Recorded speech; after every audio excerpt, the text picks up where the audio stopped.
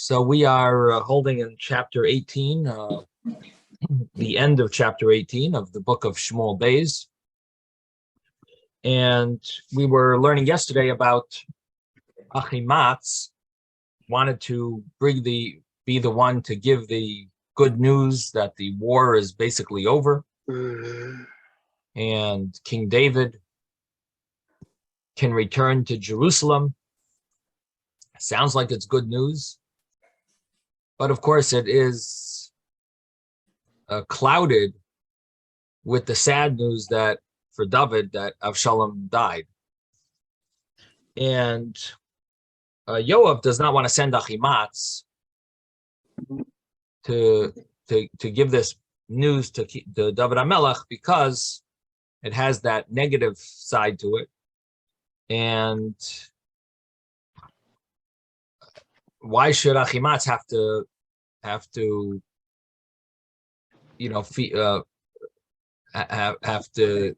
deal with giving this bad news to David, even though there's good news as well, but Achimatz doesn't have to be the one to give the bad news.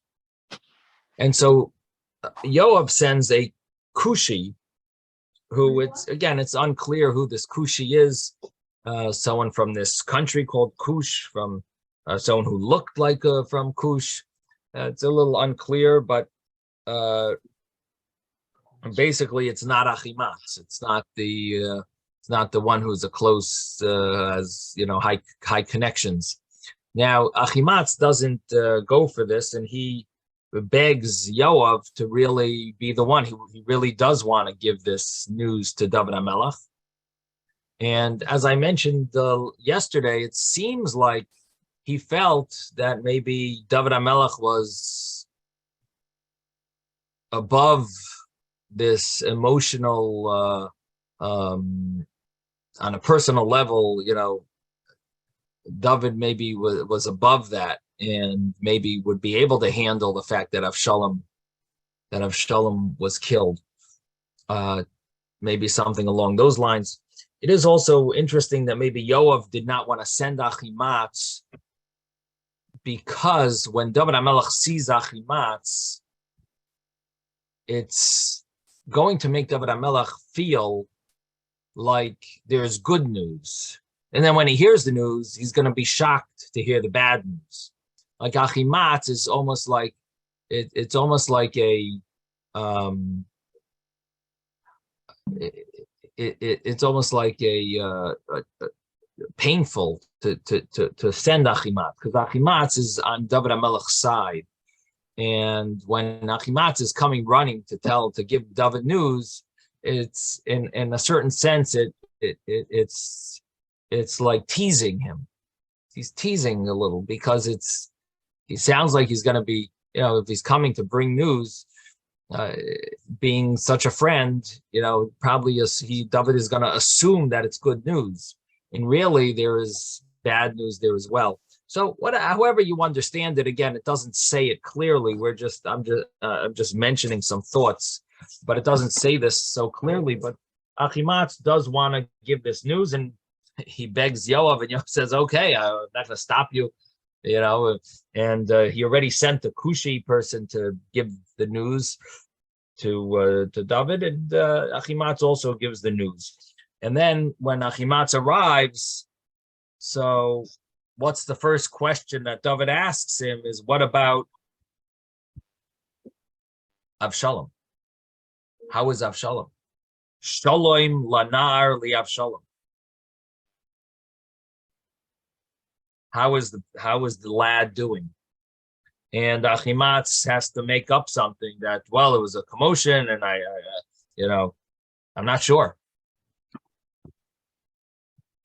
Now we're up to verse 30. Okay. So we're in chapter 18, or verse 30. It says, the king then said, "Move aside and stand here." So he moved aside and stood. So Achimatz moved aside. In verse 31, then behold, at that point, the Kushi arrived. And the Cushi said, let my lord the king be informed that Hashem has granted you justice today from all those who rose up against you.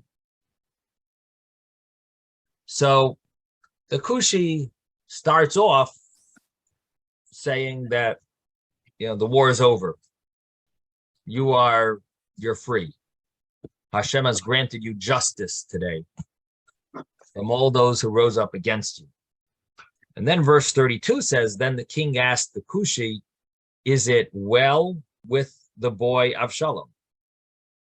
So again, the first question of David HaMelech is, how's the boy doing?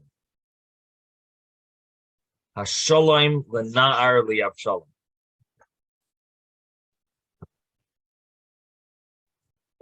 And the Cushi said, may the enemies of my lord the king be like the boy, as well as all others who rise up against you to do you harm. And that's the end of chapter 18. So he gives him this understanding that Avshalom is dead. That's the understanding.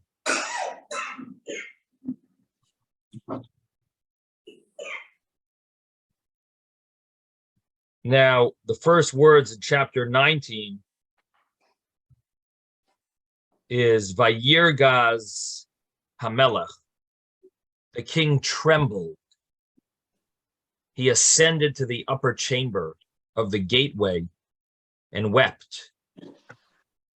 And thus he said as he went, my son Avshalom, my son Avshalom, if only I could have died in your place, in your stead. Avshalom, my son. It was told to Yoav, behold, the king is crying and lamenting over Avshalom.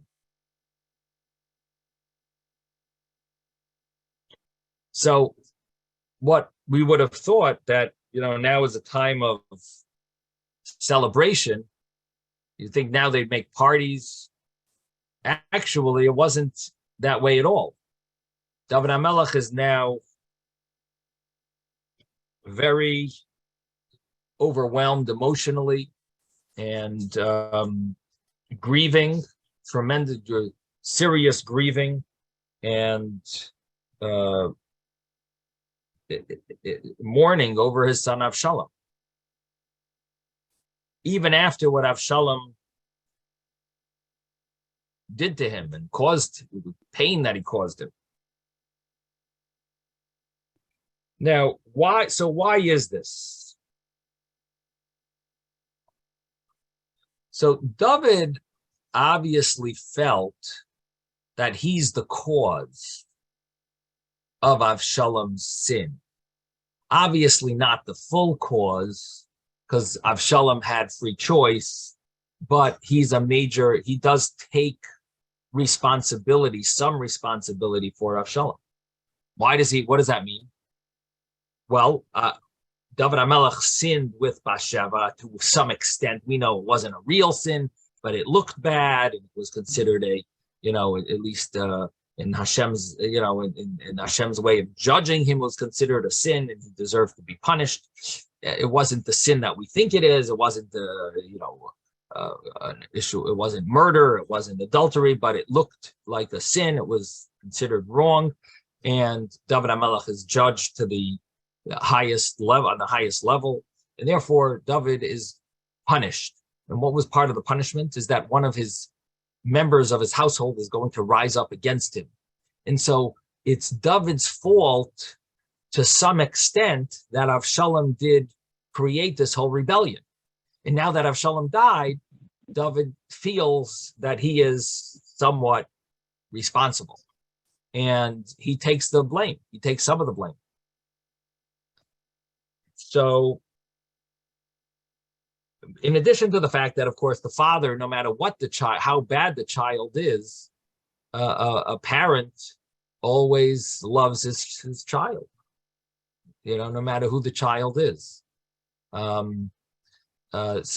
it seems that there is this this element here of David taking the blame, and of course the idea that being a parent. Now, they do compare David to Aaron. Aaron's two sons died when they brought this fire in the temple. And it says Aaron was quiet. And here we see David HaMelech, is grieving and mourning. And so we see there's it seems like a contrast. There seems to be a contrast between the way Aaron reacted to his sons and David reacting to his tragedy. And the understanding is that, as we just said, that David feels responsible. So he's not in the same, it's not really, you can't really compare the two. Now,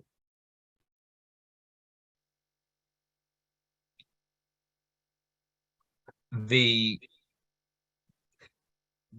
interesting thing about these verses here, and I'm mentioning two verses really, verse 1, and if you look afterwards, verse 5. Let's actually read up to verse 5, and then we'll talk about both of these verses. But I see David has a question. David? Yeah, you want to say something? Are you able to hear me? Yeah. So with Aaron, since he was dedicating the temple, the sanctuary, he was sort of told by Hashem and by Moshe that he's got to do this job. There's no time for grieving. True, but it doesn't say clearly, at least as far as I understand, that he's not allowed to cry or anything. But it's the Torah says Vayidoim Aaron, and it considers it he was silent, considers it like an honorable thing that Aaron. In other words, true, he wasn't allowed to mourn and so on, but would he have been allowed to allow tears to fall, to roll down from his face? You know what I mean? And the term Vayidaim does seem to be significantly different than what we find with David HaMelech. As he was able to control him, he had like a very strong self-control. That's what it seems like. So, but you're right. He was supposed to stay doing the service in the temple. Correct. The next verse is verse number 3. The salvation of that day was transformed to mourning for the people heard it said on that day, the king is saddened over his son. The people stole themselves into the city on that day, as those people who are ashamed would steal away when they run from the battle. The king wrapped his face, and the king cried out in a loud voice, "My son Avshalom, Avshalom, my son, my son." So what we see from these two verses, verse 1 and verse 5, is that David keeps repeating this, "My son, my son, my son." And he says it 8 times. The Talmud in Saita, the Talmud asks this question of why did he say my son 8 times? The Talmud says that 7 times he said it to bring him up from the 7 chambers of hell.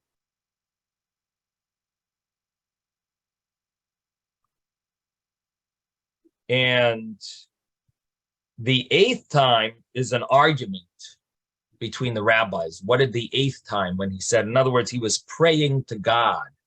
When he said B'ni, it was actually a prayer to God. And the 8th time that he prayed to God that this is my son, have mercy on him. So 7 times he got him out of the 7 chambers of hell. The 8th time, according to one opinion, is that even though his head was chopped off from his body, but his head somehow like reattached or was able to be, moved back to his body. And that was the eighth time, that it shouldn't be such a embarrassment of the dead. In other words, according to Jewish law, we try to not cause any blemish to the body that wouldn't be, that would be, it wouldn't that would be considered disrespectful. And so, for example, according to Jewish law, you generally will not do a autopsy because if the autopsy involves, making cuts and doing tests that are disrespectfully, cutting the body, that would not be appropriate. So here also, like the head was, that's the way he was killed. His head was separated from his body. But when David prayed, Beni, it somehow reconnected the head to the body. And it sounds like in a miraculous way that somehow it was, it reconnected and be less of a disrespect to the body.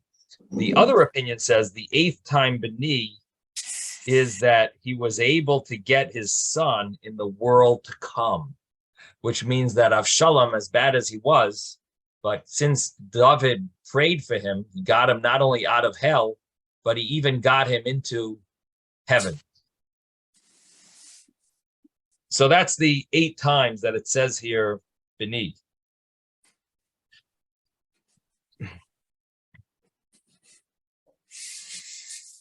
There is a concept, yes. That's seven levels of hell. Is that similar to the 7 levels of heaven that we see in Basi Lagani? It sounds that way, yeah. I mean, I'm not again. It sounds like there's a corresponding, the 7 heavens we know, and here it mentions the 7 Medure Gehenna, the 7 chambers of Gehenna. So, we do know of there's Gehenna Shal Sheleg, Gehenna Shal Eish. There's a hell of ice. There's a hell of fire, and so I don't know if there are, in heaven I think there are different levels. In hell, I don't know if they're just different or one higher than the other. You know what I mean? I mean, a freezing, the pain of freezing and the pain of fire. I don't know which one is really worse. In heaven, we generally think of the 7 heavens or different levels of heaven, But so maybe there's a, similar, they correspond to each other, but I'm not sure. Maybe it's not. They don't teach us that in yeshiva, the heavens of life in heaven and life on in hell. But in any event, what is that? The Sitra Achron is the opposite of the Sitra Kedusha in the different aspects. Right. It would seem that maybe, yeah. Sounds like a good, interesting thought. Oh yeah, love it. Good thinking. Yeah. So the concept here that we see, where David constantly is emphasizing my son, it leads to this view that I mentioned a few times, that one of the ways of learning this story is that Avshalom was not planning on killing his father. Again, there's a debate about this. It's not accepted according to all views. There is one such view that says, or maybe 2 views, that they believe that Avshalom was not really interested in killing his father. Avshalom did want to become king. He would have, taken over, but he wasn't ready. He wasn't planning on killing his father. I mentioned that I'm not so sure if, towards the end, when the actual war was taking place, was there a stage where Avshalom changed and said, now I would like to, now he would like to kill his father. But from this verse here, it seems like the conclusion is that according to that view, that he wasn't ready to kill his father even at the end. In other words, all the way through, Avshalom was not ready to do that. He wasn't ready to kill his father. And that's why his father is emphasizing that when he says, my son, his relationship with his son, this is my son. And if David would have fallen into his hands, maybe he would not have killed him.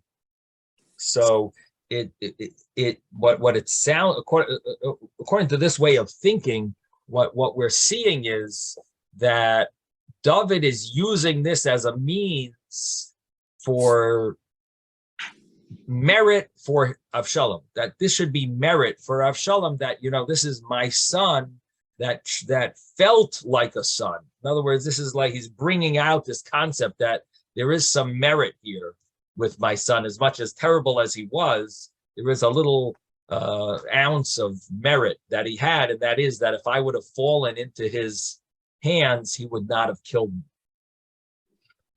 So in any event, so we have here the 8 times that David is davening, is praying for his son, which is a very interesting concept because we are familiar with a child helping his father or his mother out, that a child has the ability to bring the parent from hell to heaven. That we're familiar with. That it says, Bra Mizaka, that the child can be Mizaka Abba. The child can bring merit to his parent and could bring that his parent maybe would be in hell. And a child, by saying, we're familiar with it because we know the famous stories about saying Kaddish. And if you say Kaddish, for a person says Kaddish for their parent, so the parent could be lifted up from hell and go and have be able to enjoy the reward of heaven. So we're familiar with this concept. We know how serious the Kaddish is and how powerful it is, that a child can do that. But we are told that a parent doesn't have that ability for a child. The child has that ability for a parent.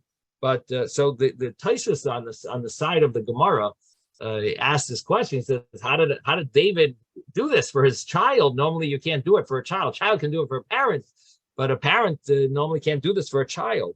So he says, Teves has his answer. There are other answers as well. Teves' answer is that because Avshalom got such a punishment in this world that that he was killed in a misa meshuna. He was killed a very disgusting, very death that's not misa meshuna is a strange type of death. That's not the norm. He didn't die like a regular person, but he died in a destructive type of death where his body was destroyed and stabbed, and who knows. So that because he died like that, the prayer of his father helped, and the prayer of his father was able to lift him up. In other words, it wasn't just his prayer; it was additionally the atonement that his death brought him was able to help get him out of hell. And that's one answer that Teves gives. Teves also mentions that because he didn't worship idols, it allowed him to his father to help get him out of this predicament of hell. And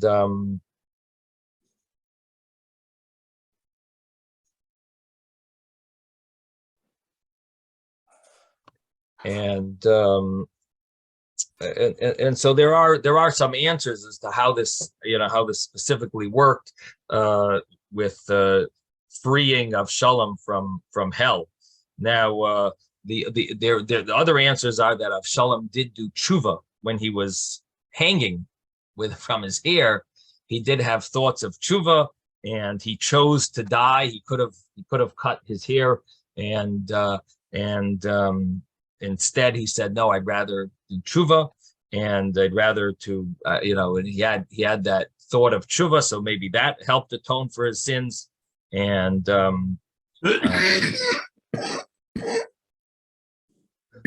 and the other concept is that since it was David's sin that was involved in causing this rebellion, so therefore David had the ability to help him out here.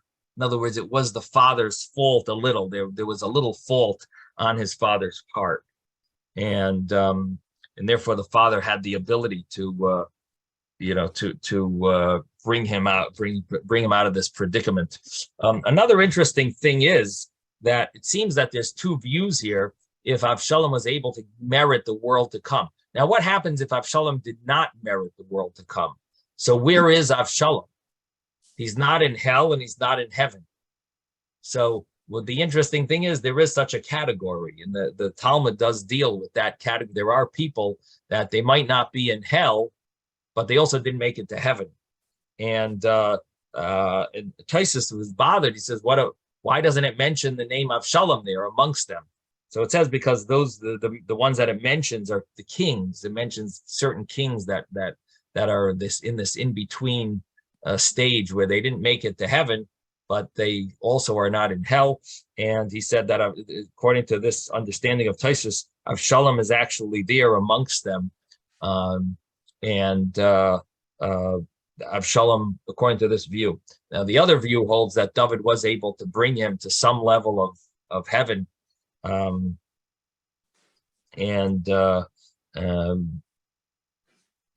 guess he's getting, he's enjoying the reward, the benefit of having someone like David as is praying for him. But these are the two views in the Gemara, and this is the story where David is praying for his son, and actually helps his son get out of hell, and David mourns over his son.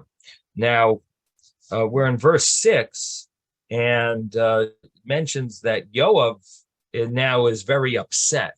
Why is Yoav upset? Because David is acting in a way that's going to cause the whole nation to be angry at him. Everyone risked their lives to win this war, and the way David is acting seems like David would have rathered if everyone would have died and Avshalom would have won. That's what it sounds like from the way David is mourning over Avshalom. Like David would have rathered Avshalom won, and they would have all been killed. So that's not exactly the type of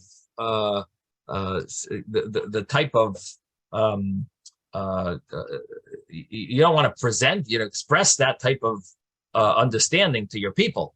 That's not the way you want to present yourself. And here, David, it seems like he's presenting himself that way, that he would have rathered everyone die and Avshalom live. So verse 6 says, Yoav then came to the king into the chamber and said, today you have humiliated the faces of all of your servants who saved your soul and the soul of your sons and daughters, the souls of your wives and the soul of your concubines, by expressing love for those who hate you and hatred for those who love you. So you got it all messed up. You're showing the exact opposite of what you should be showing. You're presenting yourself exactly the opposite of the way you should be presenting yourself, and making befriending friends. You should be befriending friends and showing hatred to the enemies. You're doing the opposite. For you have declared today that you do not have officers or servants. For today I know that were Avshalom alive and all of us dead today, it would be preferable in your eyes. So now arise, go out, speak to the hearts of your servants, for I swear by Hashem that if you do not go out, no man will stay to spend the night with you, and this will be worse for you than any harm that has ever come upon you from your youth until this day. So this is where Yoav is giving harsh rebuke to David HaMelech. And David actually listens to Yoav, even though it doesn't say that he that he said, that he doesn't seem to have a dialogue with Yoav. He listens to Yoav, and as we see right afterwards, he actually humbles himself to listen to what Yoav says. Yes, David.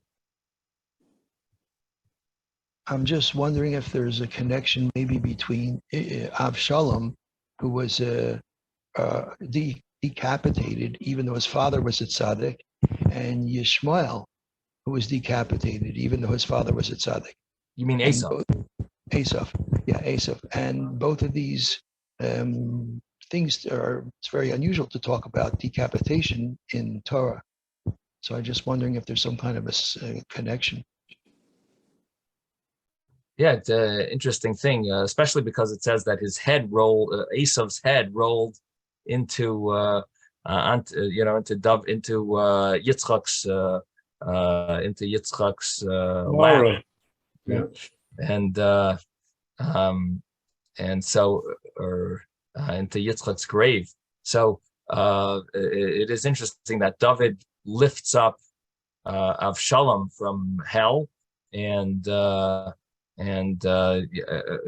Esav's head does roll into Yitzchok's grave, but we don't find that at least I'm not aware of the fact that Yitzchok, elevating Esav out of hell. So I don't know that there's any connection there. But you're saying about the actual decapitation, and the way they were both seemingly killed in a misa meshuna, And both of the parents were despicable type of death, and and maybe that's like an atonement. Maybe both of them deserve that type of, that's like an easy atonement, being that it's such a disgusting, barbaric type of death, or so maybe that's the idea, that being, that they were lucky in a certain sense, that they were able to get some level of atonement from that type of death. Okay, well, I'm going to hand over the mic to Rabbi Wernick. Thank you, Rabbi. Okay, thank you.